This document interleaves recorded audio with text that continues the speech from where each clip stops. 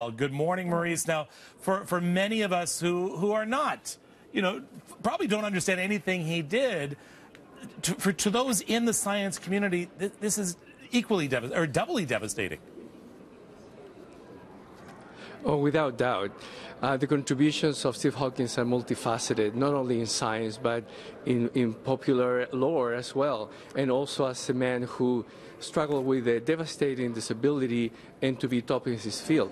From the point of view of science, he did work in singularities, which are mathematical conceptions of points where density is imaginably high, and so black holes are types of singularities.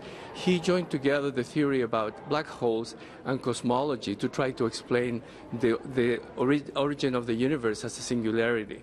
So he did work in general relativity, in cosmology, in singularities, really a scientist, but also someone imbued with a lot of humanism, sense of humor. He had these outrageous bets about things.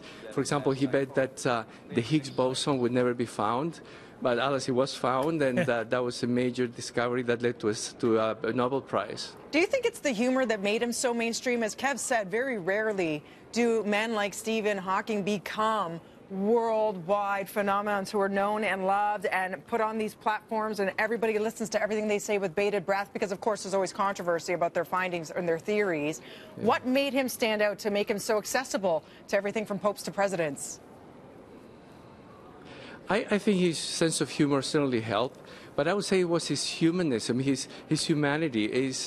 He came across as a person who was struggling with a devastating disease and still don't letting that get to him and contributing at the top of his field. So it was a combination of all these things that made him the most recognized scientist since Einstein. And I believe this is really important for our youth.